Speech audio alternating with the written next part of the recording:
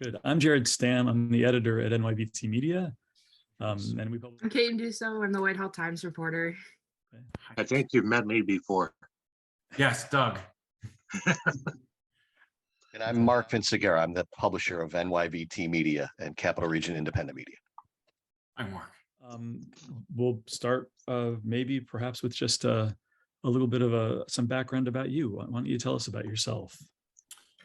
Okay. I grew up in Castleton, New York, Southern Rensselaer County. I grew up in kind of a split household in that my grandmother was a staunch Irish Democrat from Rhode Island, and my dad's family is not. So we got to hear both sides of issues, even at a very young age. And I grew up in a duplex, a 3-bedroom duplex. It was my mom, my dad, my grandmother, my aunt, and my brother. So it was tight quarters, but I had a loving family, a great family, and I still do. And you know, one thing that I remember is I went to work for my father when I was 11 years old. He started a landscaping business.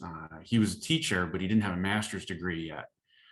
So he couldn't start teaching in New York because of that requirement. So he ended up going back to school and he started that business. And I saw the impact that a small business can have on a family.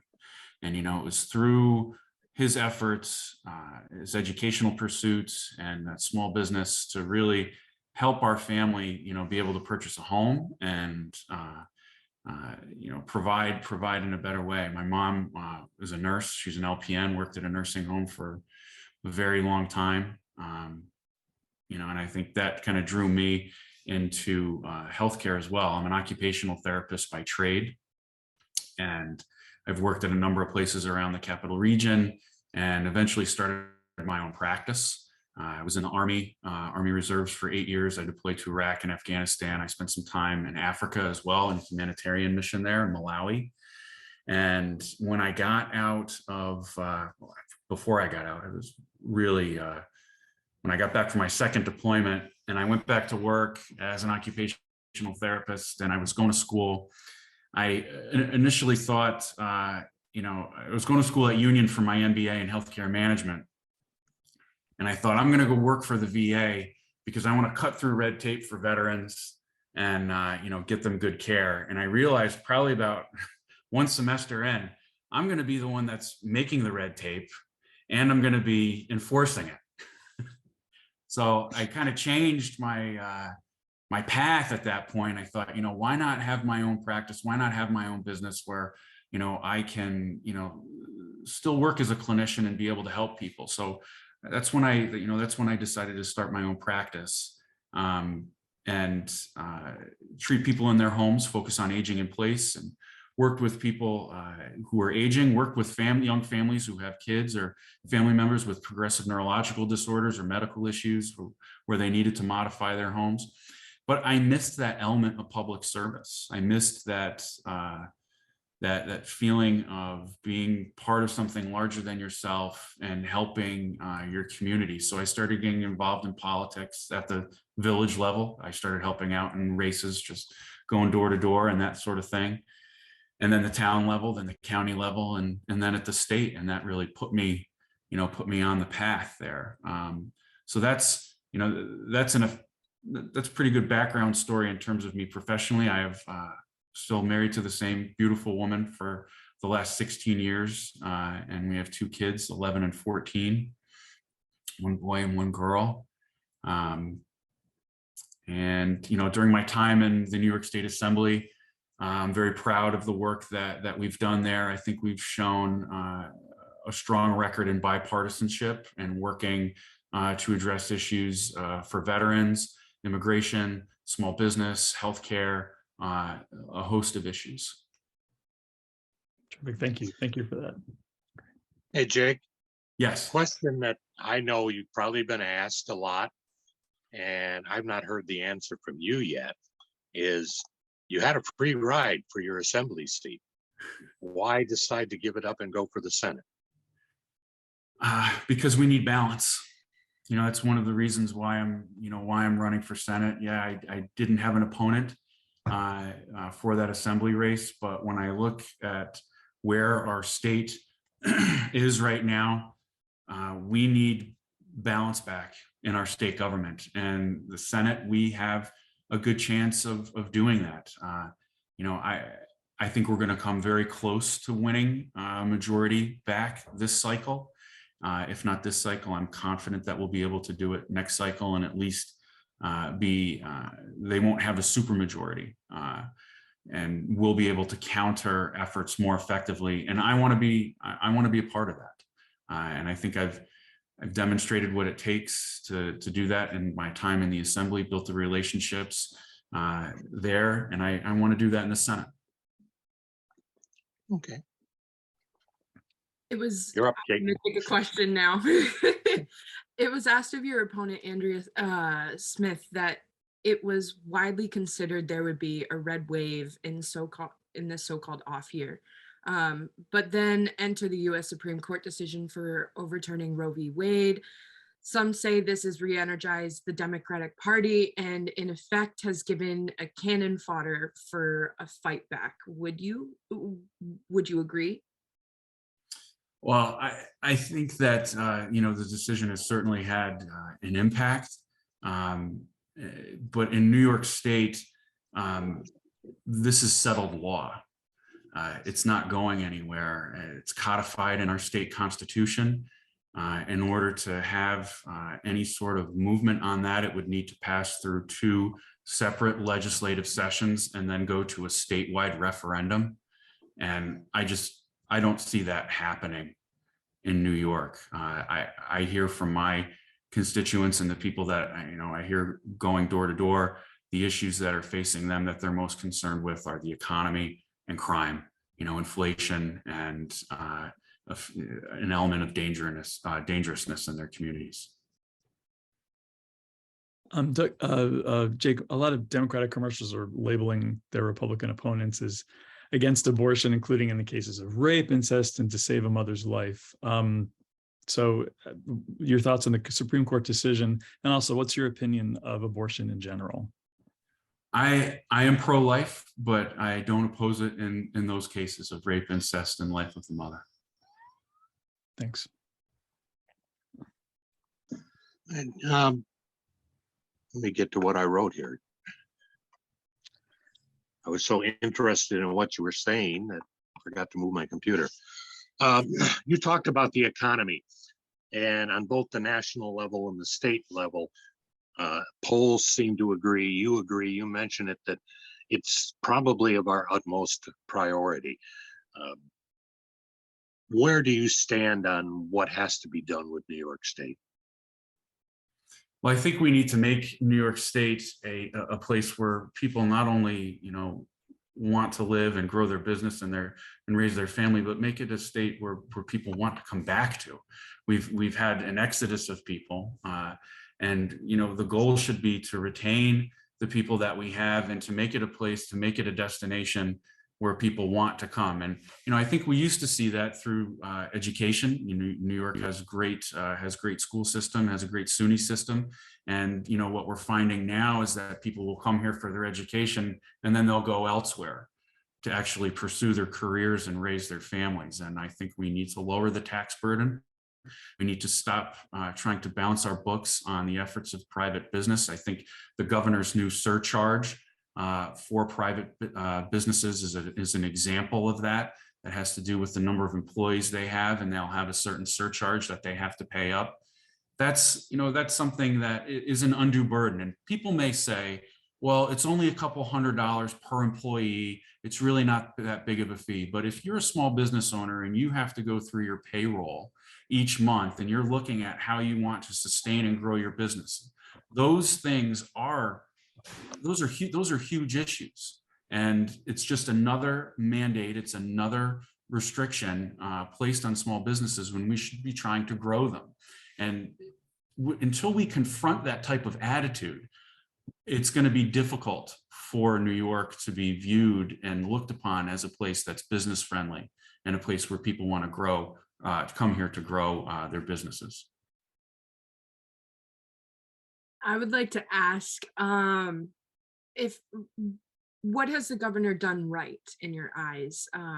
You've told us a little bit about what she's doing wrong, what is she doing right? Well, one thing that I was very happy to see last year during the budget was elevating the Division of Veteran Services to a full state agency. And this is something that I worked very hard on during my time in the Assembly. Traveled the state from Nassau County to Niagara County, multiple stops, talking with a lot of veterans organizations. And it was a team effort. You know, I wasn't the only one that was pushing for this, obviously. And, you know, to her credit, the governor included that in the budget. And it was a huge step forward. So I will give her credit for that. And I'm going to ask another question for you right off the bat.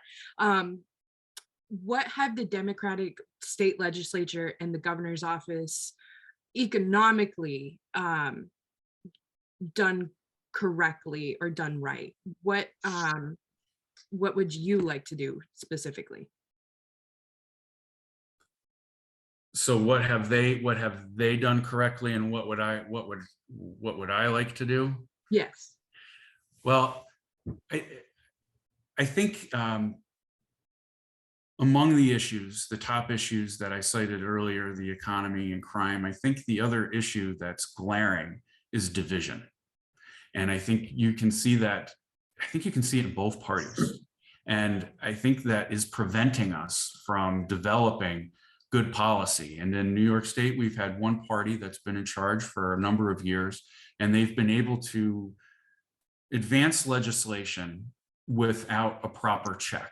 So what I would like to see is I would like to see the Republican Party, the Republicans in leadership, have an opportunity to make adjustments on that legislation, to have their ability to advance parts of it, right, that they think would benefit their constituencies, and have a discussion on that, and have people who are not necessarily in the Republican Party or elected officials like DAs, like law enforcement, in the room, in the discussion when we're talking about issues like bail reform.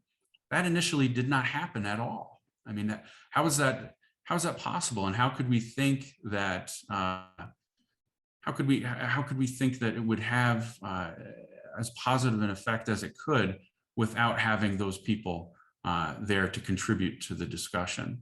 So we are starting to see, to the beginning of your question, you know, what can they do, or what have they done?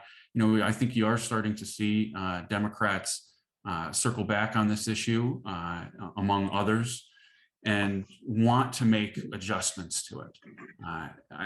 I just hope that in this time of division, that, you know, we're able to come together on it. That it's not just we're going to check the box on this and we're going to push it through. We need to be part of that discussion. We need to be part of that process. So regarding bail reform specifically, what would you like to see changed? I'd like to see judicial discretion.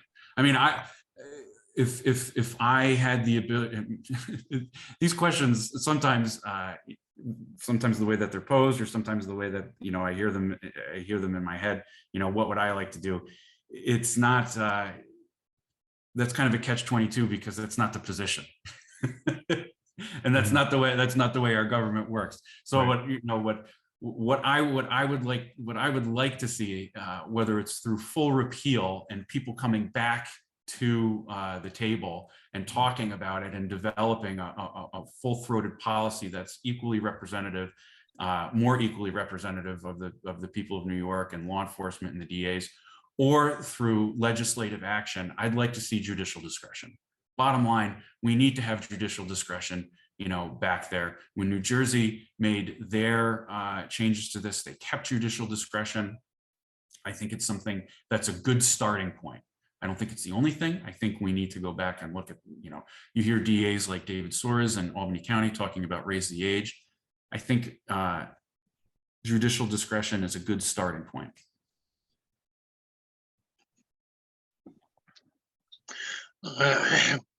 Crime, even here in the capital region, every other day in one of the major cities or so, there's a stabbing, a shooting, a murder lately.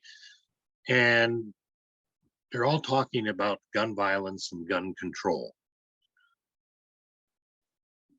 Is tighter gun control a better way to go? Yeah, I think that when you look at the gun control laws that have passed, especially the one recently that, you know, a federal judge decided that several elements of it were unconstitutional, it hasn't had the desired effect. And this is what I'm referring to when we talk about legislation that's being advanced by one party and then not coming back and making the necessary adjustments. This is what we're left with. And I know that it takes a certain amount of humility to do that, but if you don't do it, the residents that you're serving, the constituency that you're serving, is left with failed policy, and it's going to continue to have a detrimental impact on their life. We'll do one follow-up on that quickly, Jake. Is they talk about the crime and the violence, but a vast majority of that violence is created with illegal weapons. You do Correct. not tend to see the average gun owner who has taken the classes, who keeps their weapons locked up, their ammunition locked up separately, responsible use. They're not the ones that are going out and doing these shootings and so forth. Do you think that perhaps these gun control laws are punishment to the people that follow the law and really don't have that much impact on the illegal weapons or the lawbreakers? It certainly can seem like punishment, I think, you know, and that's one of the questions that I had during the debate in the assembly, as I asked Dinowitz, Assemblymember Dinowitz, who was debating on this: are lawful concealed carry permit holders a threat? And it took a little while for him to answer that, because he had to confer with counsel who was by his side. But, you know, obviously they're not the threat. They're not the reason why this legislation was advanced in response to a Supreme Court decision, right? But when you look at the nuts and bolts of it, it certainly seems as if they were targeting lawful gun owners versus the people who are acquiring and using firearms illegally. And, you know, again, this is what you have when you have one party that's advancing legislation without proper checks and isn't interested in the meat of the debate that's going through and listening to the points that are being made and willing to make adjustments on the legislation. And, you know, it was pointed out during the debate that several elements were unconstitutional. Well, here we find ourselves a few months later, you know, a federal judge declaring that several elements are unconstitutional. And we still are faced with, you know, rising crime in certain areas and a flow of illegal guns. Is there a solution to the problem of illegal guns? Like how can that even be dealt with? Well, I think what we're faced with right now is law enforcement and community that's down in manpower tremendously when we're looking at departments, whether it's through cities or even towns. In my district, they're struggling, and they're down in morale because they don't feel backed by their political leaders.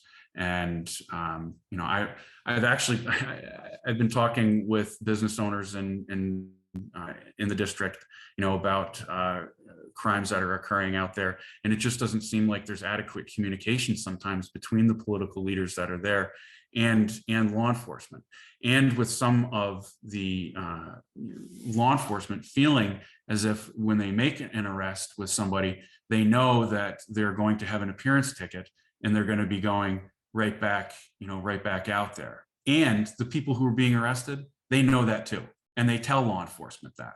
So imagine the effect that has on law enforcement when they go to do their job and they have to hear this day in and day out. You know, it doesn't matter. I'm going to be right back out. You're going to see me. You're going to see me tomorrow. It doesn't matter, right? I was talking with Troy police officer the other day, and he came upon a group of people who are encouraging their children to fight, like almost like a brawl.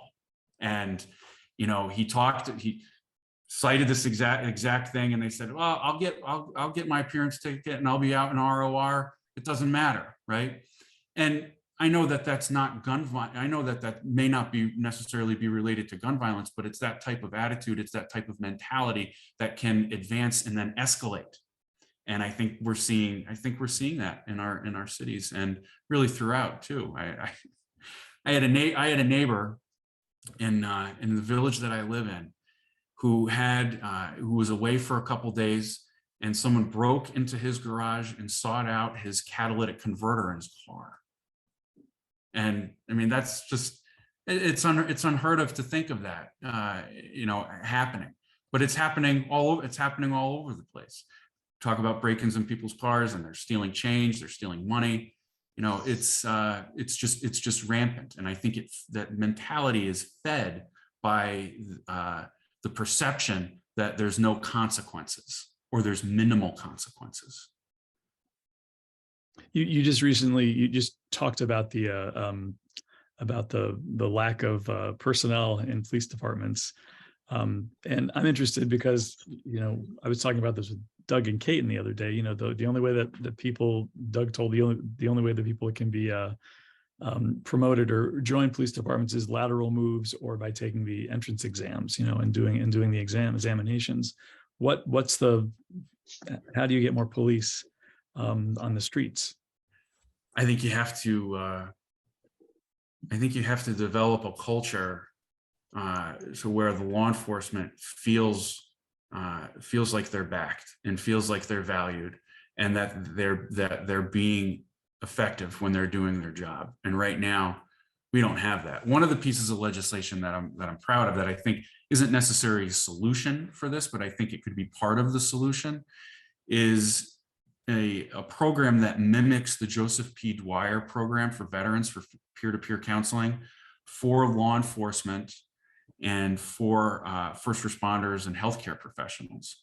And so this would provide funding and resources for peer-to-peer services among those communities of people, to help them deal with PTSD, to help them deal with the stress of the job, what they've all been through during the pandemic.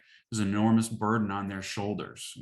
People have been stressed in ways that I don't think we've really seen in our lifetime, and they've done a tremendous job. And I think it's accelerated the burnout in a lot of those industries. And we need to keep those people. We need to keep the people who've been on the job, who have the experience during those times, so they can share that knowledge of how the job works and pass it down.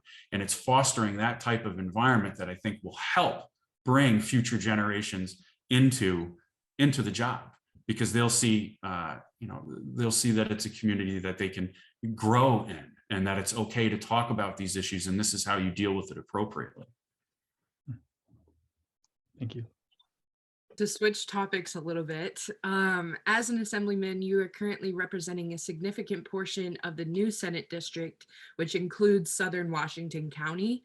Do you think that your familiarity and your name recognition is going to help you out? I think in the towns that I currently represent in Washington County, it may help, but I recognize that Washington County is a big county. And it's diverse in its own way.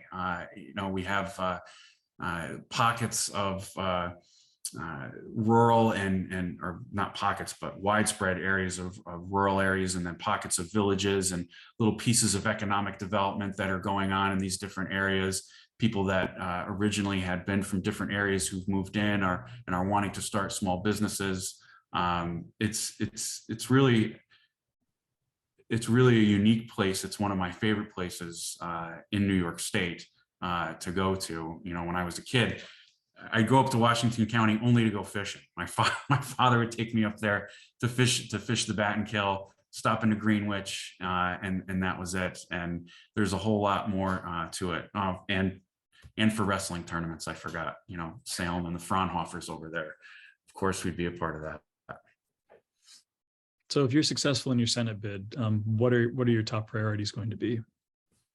I think the issues that we talked about, I want to make an impact on them. I know that I can't do that alone. That has to be part of a larger effort. But those are the issues that I think we need to address most urgently. And I want to be a part of that discussion. I want to be a part of helping to fix that in a bipartisan way. And one of the things personally that I want to see happen is the Staff Sergeant Alex Jimenez legacy bill that we were able to pass in the Assembly. I want to see that pass the Senate. That's one thing that I am going to focus on pretty intensely. And that bill, we were able to pass in the Assembly unanimously. I teamed up with my colleague Catalina Cruz from Queens. And what this bill does is it would provide state resources for the parole in place program, which would allow family members who are here and who are undocumented, but they have a family member that's serving in the United States military. It provides them a pathway to citizenship. And New York would be the first state in the country to provide resources for this to happen. And I think it's a great bill. I really don't understand why the Senate didn't pass it. It had widespread bipartisan support. I was able to meet with Staff Sergeant Jimenez's family over the last couple of years, a few times down in Queens, and it was pretty moving for me. His situation in 2007, he went missing in action in Diyala, or I think it was just outside Diyala province. It may have been in Diyala province. And then his remains were recovered in 2008. And I remember that. I was in Diyala province when that happened. I remember when his remains were recovered. But what I don't remember, I didn't know at the time, is that his spouse was in the process of being deported, which is unbelievable. When I heard that story, I was just blown away that this could happen. And to their credit, to the Department of Homeland Security and Customs and Immigration, they started the Parole in Place program, which is federally funded, and it provides a pathway to citizenship for these families, but it's not really widely known about. And no states really bolster the program. And I think New York has a unique opportunity here to link its military and its veterans and its immigrant community. And I really love the idea, and I was fortunate enough to be a part of it. The next question I had on my list, you pretty well already answered. So I'm going to throw something else in there. Is that, are you aware that Amazon's next or last mile distribution facility was just approved this week for Granville? About 200 jobs. I found out about that, and I heard about it through the newspaper. So yes, I saw that they were repurposing a building up there. I think it was a factory that had closed down, and that they're repurposing that as a distribution center. Correct. Okay. Go ahead, Kate. Oh, I think Jared's actually going to take it. Mind if I do it? Yeah, Jake, I'm really pleased to hear about the desire for bipartisanship and working together, because there's so much poisonous rhetoric, coming from both the Republican and the Democrats. It's true, and we are siloed off into our Democratic and Republican, echo chambers of MSNBC and Fox News. How do you see bridging the gap, and how do you see getting people to enter into conversations? And I'm not just talking about legislators, I'm talking about, people on the street, all of us, the rest of us out here. Yeah, I see organizations like the Kiwanis, like local libraries, even rod and gun clubs. those institutions and religious organizations too, you know, I think people have an opportunity to come together, and they have to want that. They have to want that. With what we're faced with in our state right now, we really have to. It's incumbent upon us, you know, as residents of the state and as elected officials, we have to come together. We have to be willing to address these issues together, because what we're seeing is the legislation is a result of division, right? The result is legislation that's coming forward, and it's not helpful. It's furthering the divide that we have, and we have to be willing to you know, go back and talk to each other. As an elected official, I think you have to be willing to take those arrows. You know, you identify with a certain party. Yeah, your party's not always going to be right.